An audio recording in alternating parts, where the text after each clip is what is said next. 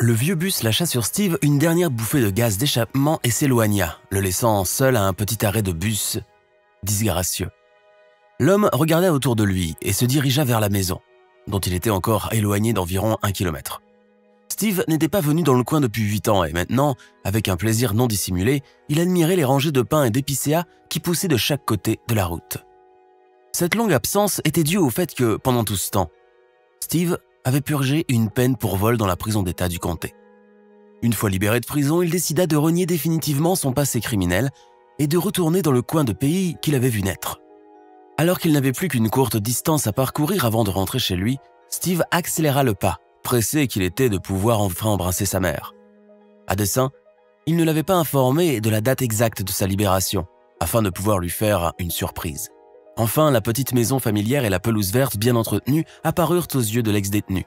Quand Steve frappa à la porte, il entendit les pas traînants et la toux légère d'une vieille dame. Et 1 minute plus tard, Madame Anderson apparut sur le pas de la porte.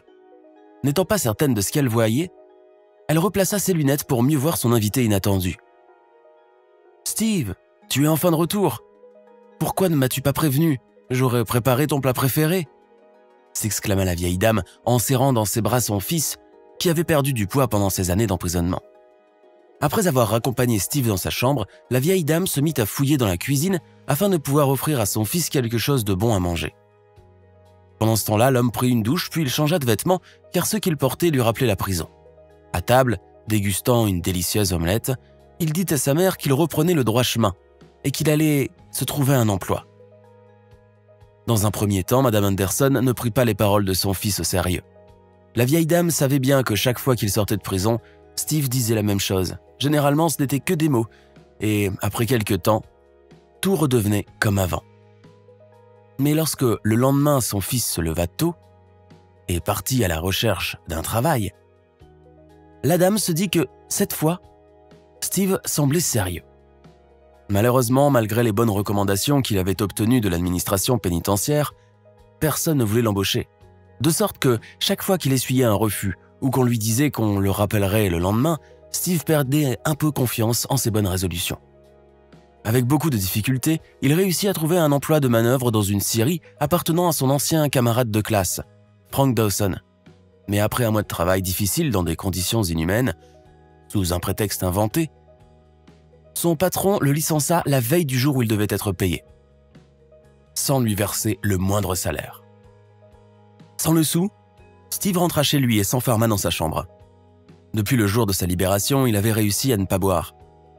Mais après cet affront de la part de son ancien camarade, il sombra dans l'alcool. Il but pendant des jours et des jours, jusqu'à ce que finalement Madame Anderson décide d'avoir une discussion à cœur ouvert avec lui pour l'inciter à se ressaisir. La femme, dont le cœur se brisait à la vue de la souffrance de son fils, lui conseilla de se rendre à l'église le dimanche suivant et de parler au prêtre. Comme l'homme n'avait jamais assisté à un service religieux, c'est avec un grand scepticisme qu'il accueillit la suggestion de sa mère. Malgré cela et en dépit de ses principes, Steve décida d'écouter le conseil et de se rendre à l'église. Tout au long du service religieux, l'homme resta à l'écart pour ne pas attirer l'attention sur lui et ne pas déranger les autres paroissiens. Mais c'est aussi qu'à sa grande honte, Steve ne connaissait aucune prière et qu'il ne voulait pas avoir l'air d'un mouton noir. Après l'office du matin, le prêtre s'approcha de Steve pour lui demander ce qu'il rongeait et lui offrir de l'aider à soulager son âme. L'homme regarda avec espoir dans les yeux de M. Brown et se mit à lui confier ses problèmes sans lui cacher son sombre passé. Puis tout à coup gêné par sa franchise excessive, il se tut avant d'ajouter qu'il ne savait plus quoi faire de sa vie. Le prêtre, après avoir écouté attentivement Steve, le prit par le bras et le conduisit à l'extérieur de l'église où, à une centaine de mètres environ, se trouvait un vieux cimetière. « Il n'est jamais trop tard pour se tourner vers Dieu, Steve. Et si tu veux faire quelque chose pour les gens, je peux t'offrir de travailler dans ce cimetière. » Steve regarda attentivement les rangées de pierres tombales et le doute se répandit peu à peu sur son visage. Finalement, en rejetant ses impressions, il accepta la proposition, comprenant qu'à ce moment, ce dont il avait le plus besoin au monde, c'était d'un travail. Cette même journée, Steve commença à travailler au cimetière. Il avait de nombreuses responsabilités et ne s'ennuyait pas. Il restaurait les pierres tombales, entretenait les pelouses et participait aussi à l'inhumation des défunts. Afin que Steve puisse se déplacer librement dans la ville et pour faire ses courses, M. Brown permit à son employé d'utiliser son vieux camion. Steve travaillait de manière assidue et désintéressée, et au fil du temps, il parvint ainsi à gagner le respect et la confiance des gens, de même que la stabilité matérielle dont il avait rêvé toute sa vie. Un jour, pendant sa pause déjeuner, Steve était assis sur un banc à l'extérieur de la vieille chapelle et grignotait les sandwichs que lui avait préparés sa mère. Alors qu'il essayait avec sa main d'atteindre un autre sandwich dans le sac, Steve constata avec surprise que celui-ci était vide. Perplexe quant au destin de son repas, l'homme regarda autour de lui et se leva de son siège. C'est alors qu'il vit près du mur de la chapelle le petit voleur mangeant avidement ce qui était son repas. Ce voleur, un petit chiot blanc d'une race indéterminée, sans se troubler le moins du monde d'avoir été découvert, continuait à manger. Steve s'approcha de l'animal avec précaution et ne put s'empêcher de sourire quand le chiot se mit à grogner faiblement. L'homme qui toute sa vie avait rêvé d'avoir un chien décida alors de prendre le bébé avec lui. Il comprenait fort bien que sans aide, le chiot risquait de mourir dans la rue, ce qu'il ne voulait tout simplement pas permettre. Il prit donc l'animal dans ses bras, le déposa sur le siège avant du camion et rentra chez lui. Comme à son habitude, Madame Anderson était sortie sur le pas de la porte afin d'accueillir son fils avec une accolade et un baiser sur la joue. Mais cette journée-là, elle regarda plutôt avec incrédulité le chiot blanc que Steve tenait dans ses bras et dit à son fils: « D'où sors-tu cette pauvre petite chose? Elle est toute faible et toute maigre. » En réponse, Steve a souri et il a ajouté que Charlie allait désormais vivre avec eux. L'homme avait donné au chiot le nom d'un ami d'enfance qui s'était noyé dans la rivière. Au début, le chiot et Madame Anderson se méfiaient l'un de l'autre, prétendant être amis seulement lorsque Steve rentrait du travail. Mais avec le temps, Charlie gagna progressivement les bonnes grâces de la vieille dame en l'aidant à tromper la solitude lorsqu'elle attendait le retour de son fils. Ensemble, ils préparaient de délicieuses crêpes, nettoyaient la pelouse, regardaient des mélodrames à la télé ou passaient tout simplement leur temps ensemble. Au fil du temps, Charlie devint un très beau chien fort et bien portant, qui faisait l'envie des voisins et des invités de Madame Anderson.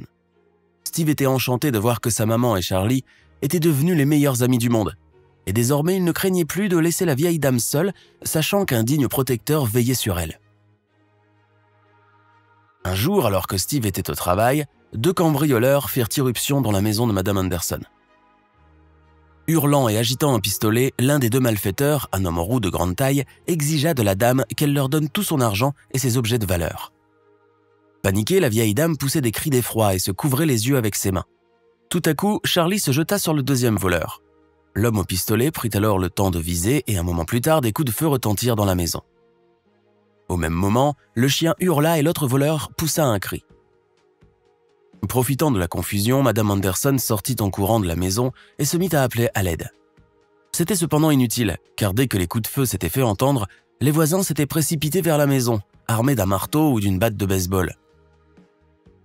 Tout se termina assez rapidement et les bandits furent remis aux policiers qui avaient été alertés. Après le choc qu'elle venait de subir, Madame Anderson eut besoin de soins médicaux et fut admise à l'hôpital pour des examens approfondis. Lorsque Steve, qui avait été informé de l'attaque, arriva à la maison, il n'y trouva que le pauvre Charlie ensanglanté dans le salon. La balle du bandit avait atteint le chien sur le côté, transformant sa robe blanche comme neige en manteau écarlate. L'animal respirait à peine et ses yeux étaient déjà recouverts d'un voile suggérant que sa mort était imminente. Prenant Charlie dans ses bras, Steve la transporta jusqu'au camion, où il le déposa soigneusement sur le siège avant. Puis, klaxonnant désespérément, il appuya à fond sur l'accélérateur et conduisit son compagnon à la clinique vétérinaire. Tout cela fut fait très rapidement, mais lorsque Steve porta le chien, déjà à moitié mort dans la salle d'opération, le vétérinaire avait peu d'espoir de lui sauver la vie. Dans la salle d'attente, Steve pleurait en priant que le chien survive. Heureusement, Charlie survécut à l'opération, mais les pronostics du vétérinaire étaient très mauvais. « S'il survit, il ne pourra plus jamais marcher », déclara le vétérinaire à Steve en détournant le regard. Lorsque Steve se rendit ensuite à l'hôpital auprès de sa mère, la vieille dame voulait plus que tout rentrer à la maison et avoir des nouvelles de Charlie. L'homme lui répondit alors brièvement que le chien allait bien, tout en étant profondément honteux de son mensonge. Malgré tout, Charlie sortit de la clinique quelques jours avant que Madame Anderson rentre elle-même à la maison. Malheureusement, le pronostic du vétérinaire s'était réalisé et le chien était désormais presque complètement paralysé. Il pouvait se tenir sur ses pattes, mais lorsqu'il faisait un pas ou deux, il s'écroulait d'épuisement en pleurnichant et en grognant. Charlie, comme s'il était conscient de sa situation, a alors cessé de manger et de boire. Mais quand Madame Anderson est arrivée de l'hôpital, la première chose qu'elle a faite a été d'appeler Charlie, debout sur la pelouse, un morceau de biscuit pour chien à la main. « Charlie, Charlie, viens à moi mon garçon !»